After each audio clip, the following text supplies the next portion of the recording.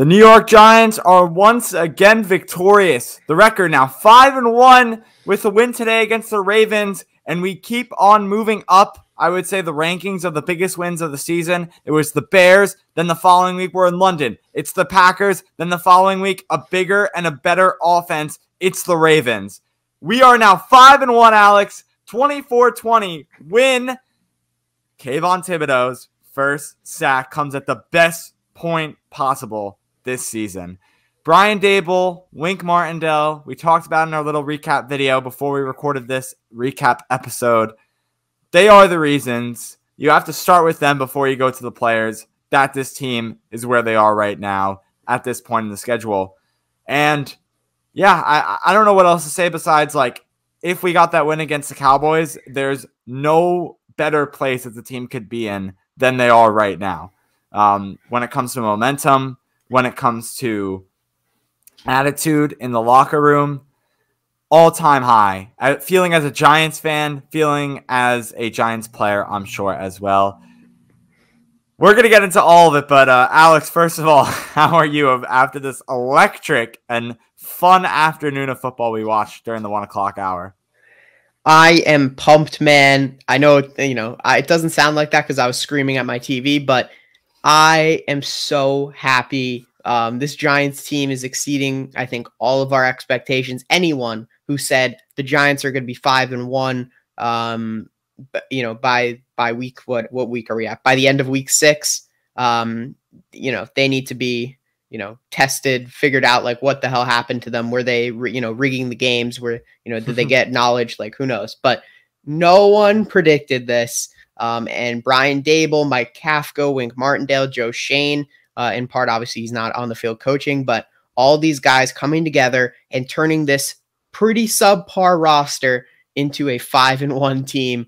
I talked about this a little bit in the quick reaction video we did right after the game, but you look at these players, and it's not to say that they're bad players, right? We have a few very good players, don't get me wrong. Andrew Thomas, Dexter Lawrence, Xavier McKinney, Saquon Barkley, obviously one of the greats in football right now. But I think this team is really described by the current wide receiver room.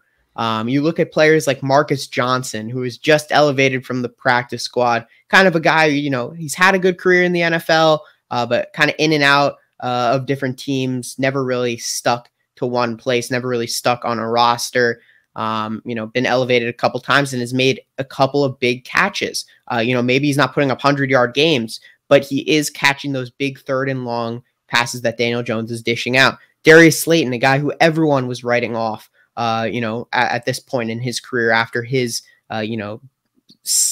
not great season, I would say, last season, and the, rumors and developments in training camp.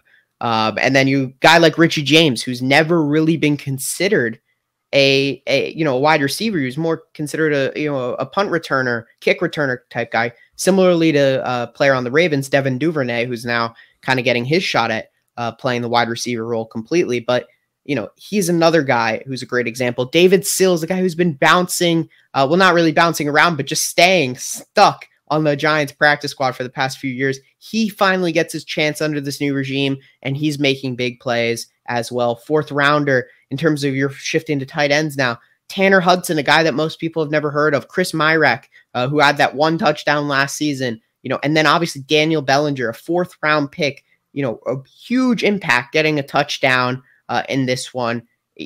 Daniel Bellinger he's becoming Daniel Jones's almost primary target right now in this offense currently, with all these injuries at the wide receiver position.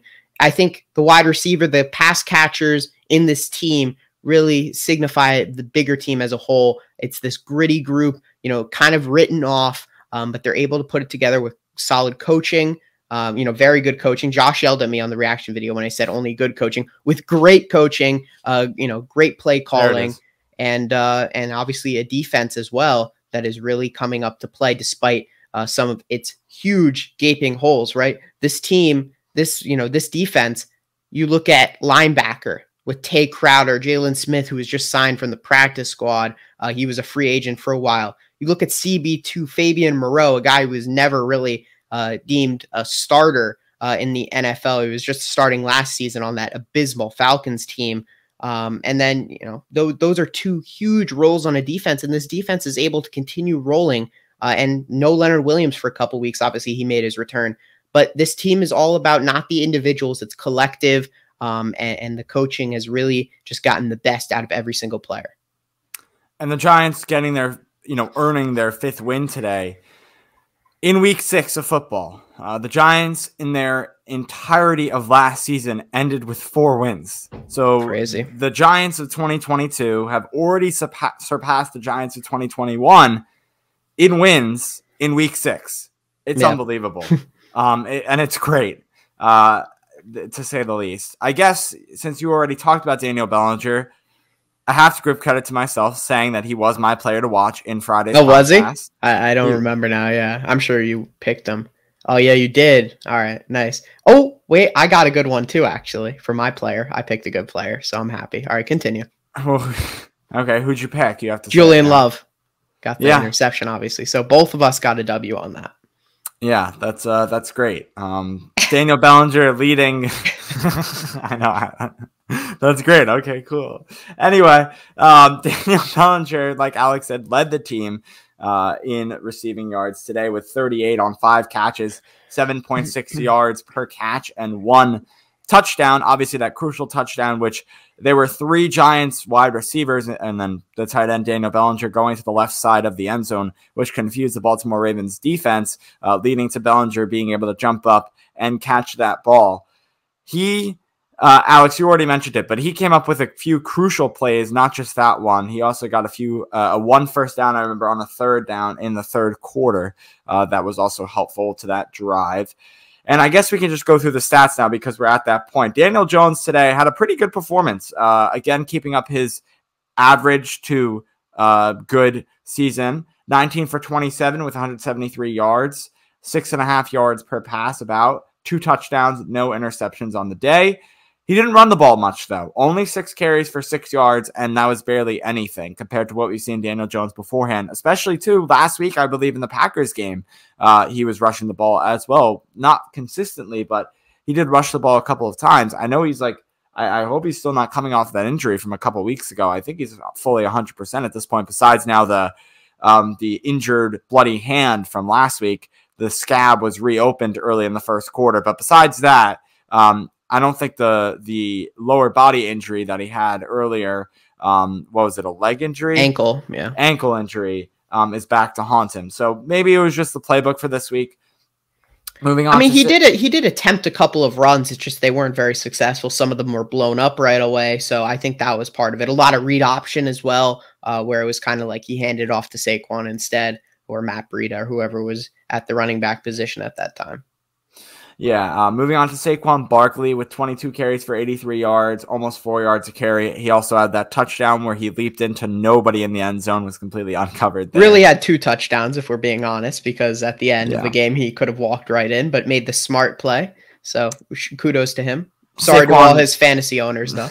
It's about to make the comment as well. Saquon fantasy owners down in the dumps after that second not touchdown. But Saquon, really, I like to give credit to him. Although he didn't have the game per se, stats-wise, where it's like 22 carries, 83 yards. You should have over 100 with 22 carries. This man was fighting an injury throughout the game. And you saw that especially when he re-aggravated that shoulder in the 3rd quarter, was yelling in pain when he got tackled on the shoulder, ran off to the sideline, ran up and down, came back in the following play, was out for 1 play between those two, between that point of re-injuring the shoulder. Matt Breida stepped in. He came back in the following play and helped, I think, get a first down. So Saquon, I like to give credit to him just because of his resiliency, being able to come back into this game on multiple occasions when being injured and finishing strong, especially with that play towards the end, like you said, Alex. Really putting the icing on the cake. You can say that the Kayvon Thibodeau fumble was that play, which it was, but the Ravens still did have a timeout to spare. Saquon getting that first down, putting himself sliding right down at the 1, really put the icing on the cake, gave the Giants a victory. So, give credit to Saquon where credit is due. In the passing game, he also had 3 catches for 12 yards. Which is 4 yards per catch. Moving on to Wan'Dale Robinson, 3 catches for 37 yards. 1 touchdown as well for him. Wan'Dale, you have to say it. The guy, he played a limited amount of snaps today, coming off an injury. Hasn't played a game. I would say very limited, actually. Probably we don't have the exact numbers out, but if I were to guess, probably like 35% of the snaps, 40 at most. He was not out there a lot.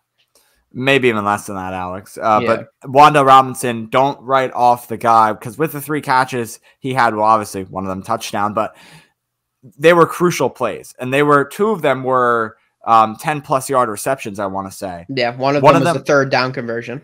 Yeah, 17-yard third down conversion was crucial for this game. And Marcus Johnson as well. We already talked about him, but 2 catches for 25 yards in this one. Slayton had a catch for 18 yards along reception. Richie James, 2 catches, 18 yards. And then Matt Breida had 2 catches. David Sills had a catch.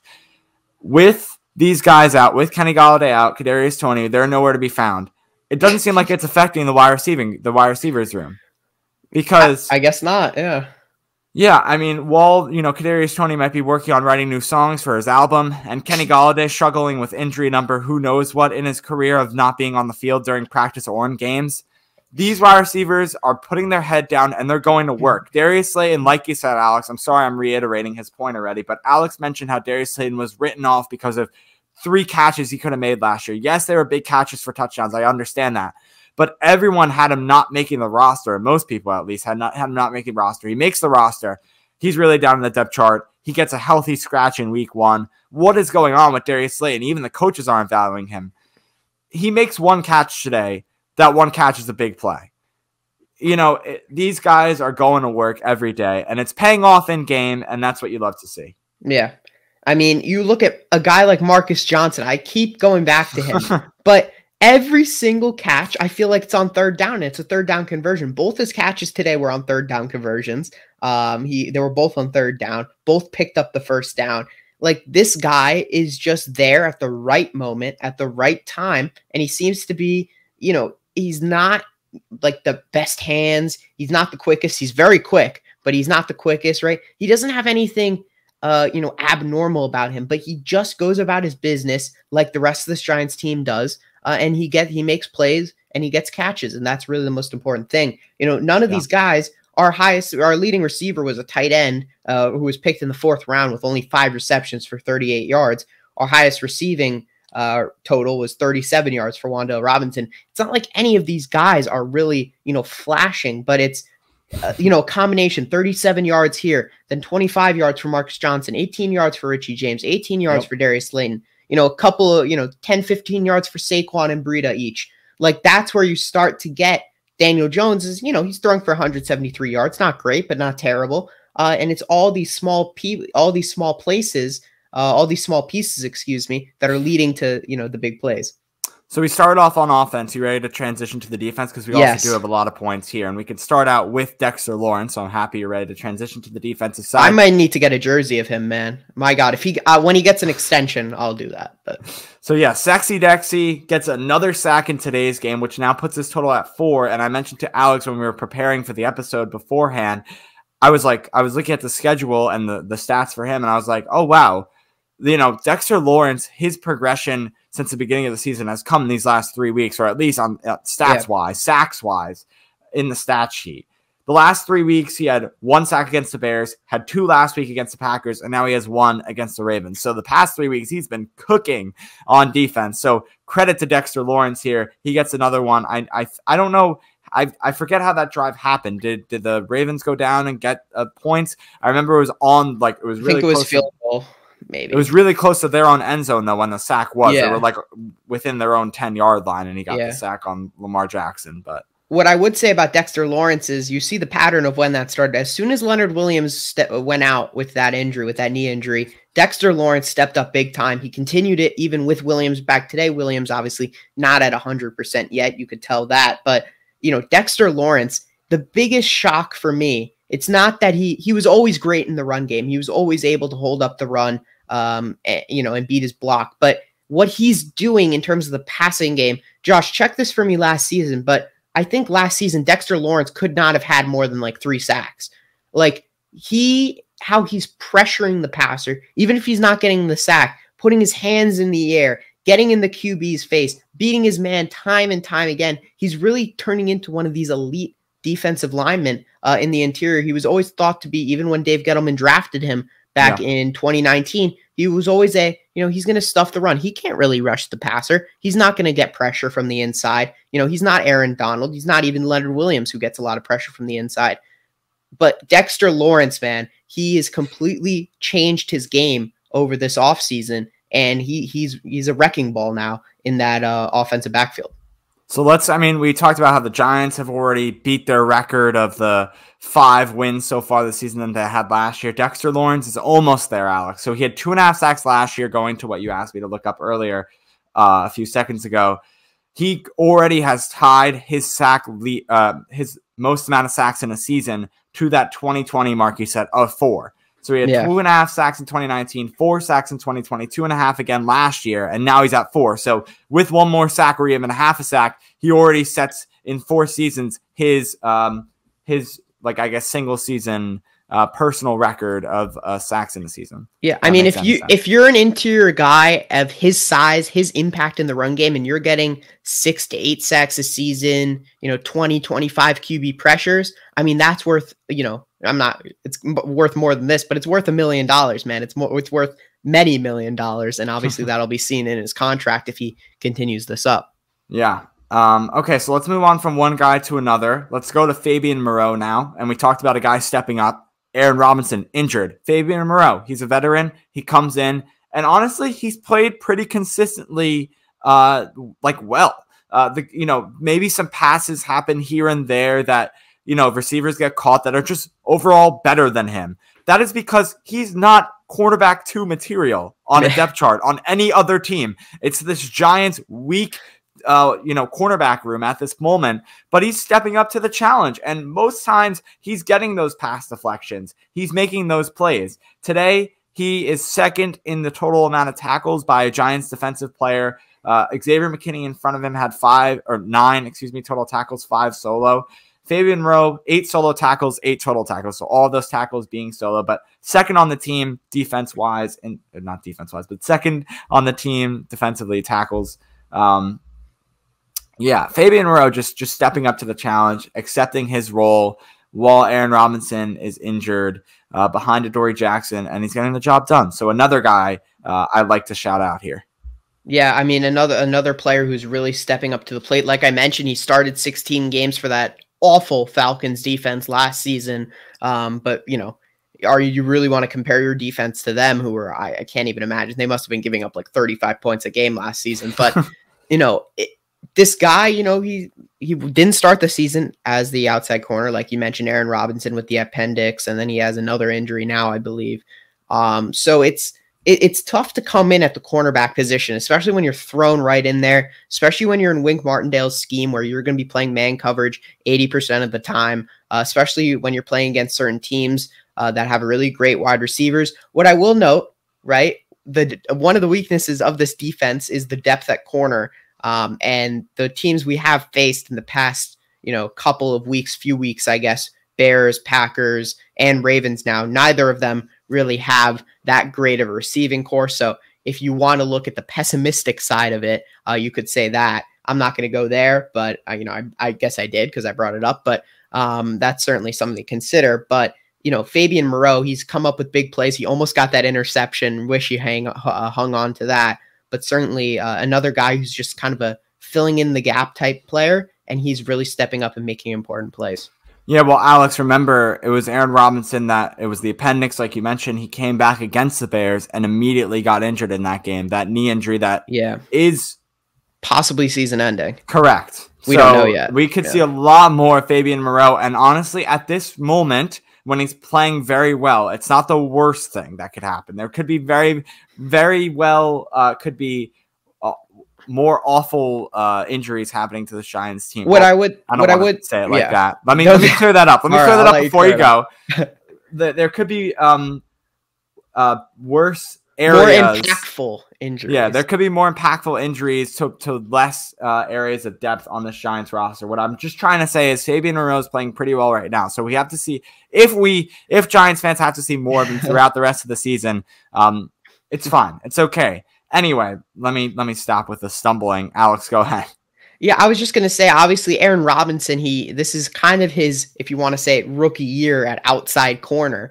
So it's not like Aaron Robinson was kind of like this all worldly shutdown corner. I think he was playing pretty good before the appendix situation, then the injury, the knee injury, like you mentioned. But I think in terms of like, I wouldn't say Fabian Moreau's necessarily a downgrade on Aaron Robinson necessarily. I think Aaron Robinson's obviously younger. He's got a lot of potential, a lot of upside.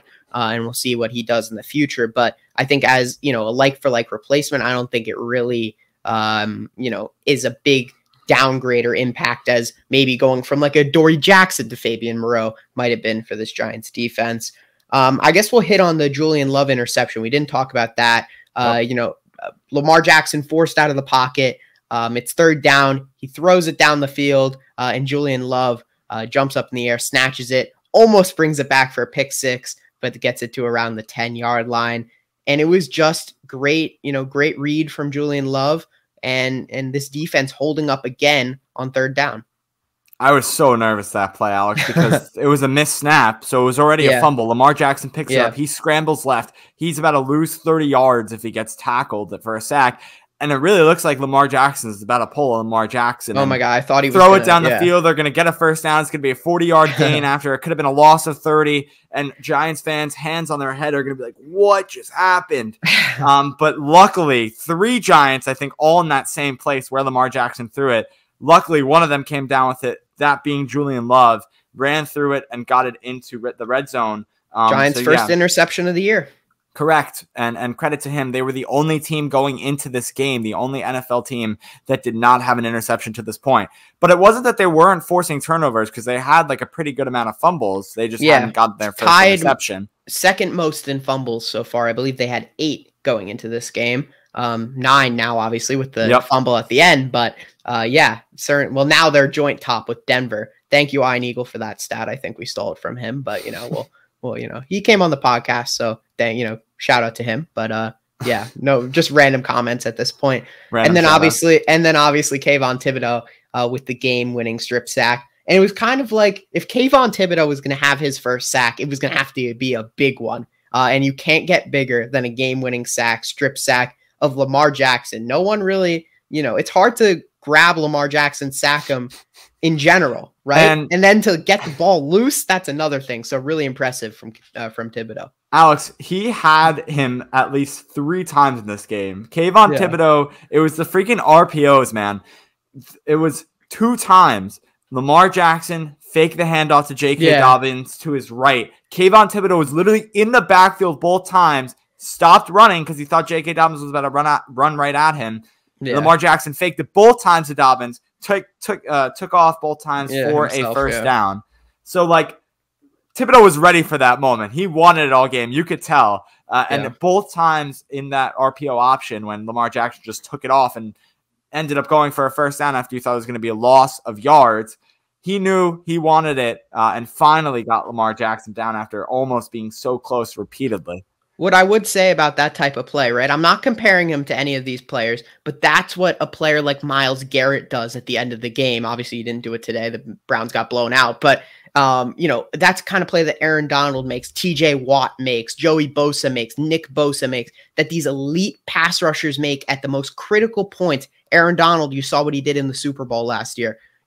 That's what the value of having someone who could be, of that echelon of pass rusher in Kayvon Thibodeau. And I think that's what you invest the draft capital in, number 5 overall, to hope that you get that impact maker on defense, that playmaker on defense, and really ends the game for the Giants. And that's why you have to invest in the pass rusher. And then also, obviously, investing in those who protect the quarterback from the pass rushers.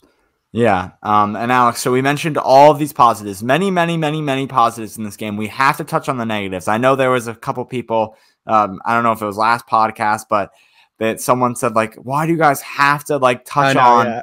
Yeah. Well, I think it was directed at me. Sorry. Well, you know what? I'll take the blame too. There's always negatives and positives in games, whether it's a win or it's a loss. This game was 24-20, another close win for the Giants. But there were some negatives, and we do have to cover it, unfortunately. Being a Giants podcast, you have to talk about both wins and losses and negatives and positives. So first of all, Kenyon Drake ran all over this Giants defense with 10 carries for 119 yards, almost 12 yards per carry with a touchdown. Lamar Jackson did the same thing. But the thing is, Lamar Jackson, I'll allow it because 7 carries for 77 yards. They held him pretty good when it came to passing. Obviously, having that interception against him, Julian Love. He only had 210 yards passing, 17 for 32. That's not that good for Lamar Jackson. Although pay that man was said by. Did you see this already on Twitter, Alex? No, I didn't see. I'm not like I'm kind of oblivious when it comes to social media, unfortunately. Well, yeah, but I mean, you're pretty on good Twitter. I'm pretty yeah. So Paul Schwartz tweeted out that on the hot mics in the locker room. Let me just pull up the tweet. I think it was Paul Schwartz. Jihad Ward said something. Now I have to figure it out who said it. But anyway, continue. What I was gonna say is whenever Kenyon Drake broke off a huge run. My God, I still have some grudge against him for screwing up my fantasy team 2 years ago. I picked him in the second round. Still, I'm still don't forgive him. But anyway, it was kind of like Kenyon Drake kept running for like 30 yards a carry, and then they just didn't run the ball with him. I don't know what they were doing. He got stopped like once for 4 yards, and then they just like gave up on Kenyon Drake. I was like, what are you doing? We couldn't stop the run for our lives. So, yeah, I was talking about pay that man. It was Giants linebacker Jihad Ward. Yeah, again, former Ravens outside linebacker screamed, pay that man, pay Lamar Jackson into the microphones in the locker room. So Lamar Jackson, although he didn't do so well passing against the Giants, so good credit to them for that. He did do pretty well rushing the ball. And then finally, the last negative we have here, but positive for the Ravens, was Mark Andrews just went off once again. 7 catches for 106 yards, 15 yards per catch, and 1 touchdown. And Alex, that kind of gave me the Giants defense against tight ends of old. We always talked about in the past couple years, tight ends, how are they always getting open? We can't guard the tight ends. This time it happened in this game. Besides that, they've been pretty good against tight ends. There's a difference though. Mark Andrews, you're looking at like the Mark Andrews, the Darren Wallers, the Travis Kelce, now, Kyle Pitts probably, he's a generational player, but these tight ends that it's not like, it's not like we're giving up catch after catch to Cameron Brate, which we've done in the past. No disrespect to him, but he's just not on the level. He's your more typical tight end. All right. That's all I'm trying to say. Yeah. Is that it? I don't like, I think that's covered. It. In general, to wrap it up, obviously everything falls back on the quarterback. I thought Daniel Jones had an all right game today. I think, to be honest, I know, I'm not going to try to be like negative or anything, but I don't think Daniel Jones had a great game. I think there were some misreads on his part, misjudgments. Sure. I'm still, I know a lot of Giants fans are like, oh my God, the most important thing is that you win. And if you're a quarterback, that's the most important thing. And he is winning. But in the long term, I think teams will start to figure out the Giants a little bit, right? This isn't going to go on forever. If we have to be realistic. There's definitely some schematic things that teams are going to start to figure out. And it's going to be interesting to see how this team adapts, how Daniel Jones adapts. Because right now it feels very much like he's a system quarterback, similar to your Kirk Cousins or your Derek Carr kind of, but I kind of put him above that. Where I think he's good enough to run the system, but is he going to be good enough when things kind of fall apart? Is he going to be able to make the big plays? He's done that from time to time this season. That's going to be the big tell going forward. Well, this is what's good about the strength of schedule, Alex. They just played two pretty probably our toughest 2 opponents. That's what I was going to say. They played 2 really big games coming up, or they played 2 big games these past couple of weeks against the Packers and now against the Ravens, the 2 toughest opponents. They play next week in Jacksonville against the Jaguars. It's a very winnable game. They can get it done. Following that, it's the Seahawks, the Texans, and the Lions. You know what I'd say, though? Here's the funny thing. All those teams are so hit and miss. Like, Geno Smith turns into, like, Michael Vick at certain points, and it's crazy. And then, who else did you say? The Lions, right? Jared Goff turns into Tom. Like, those teams are so, like, fluctuating in the way they play. Sometimes they're terrible, and sometimes they're amazing. So I think as much as I don't like using this term, but I think they're trap games in a sense that you really have to be focused because those teams, their offenses in particular, can just explode. Well, we know that this team, they're not going to go into these games lacking anything, lacking intensity. The coaches are going to make sure their heads are in the right place. They're not going to be anywhere, I think, on the field with I'm better than you mentality. I think they still keep their heads held low here, even though I'm sure their heads are actually held very high right now, 5-1. Hold them high. Hold them high. Just not, hold them high, but let's still be humble here and go into this game against Jacksonville next week with a lot of effort and a lot of confidence because Jacksonville's coming off a loss today against Indianapolis on a heartbreaker 34-27 loss, highest scoring game of the day so far, at least as we're recording this during the 4:00 window of games. And Giants are coming off a really close win. So let's take that into next week. Alex, what a win, man. I mean, I got to end it with some energy here. Hyped. Giants 24, Ravens 20. The Giants become 5-1 this season. Wow. I like, we're going week by week. It's and we have to cherish these moments, take these in for our third season here, I want to say, of the podcast. This is the best the Giants have been in a long, long time. So we appreciate you listening or watching. You can hit that subscribe button wherever you do so. ShipItStudios.com/GiantTake is where you can find more places to listen to the podcast. We are on a bunch of social media channels, including Twitter and TikTok at the Giant Take Pod, Instagram and Facebook at the Giant Take Podcast, at NanoN23. Alex is on Twitter at JoshShola29. I am on Twitter. If I talked all that stuff over too fast, that's okay. It'll be in the podcast notes or description, or if you weren't even listening, it'll be there for that reason too. Alex, close us out. Thank you, everyone, for listening to another episode of the Giant Take Podcast. A huge win for the Giants, and we'll see you previewing Jacksonville, looking to go 6-1. Peace.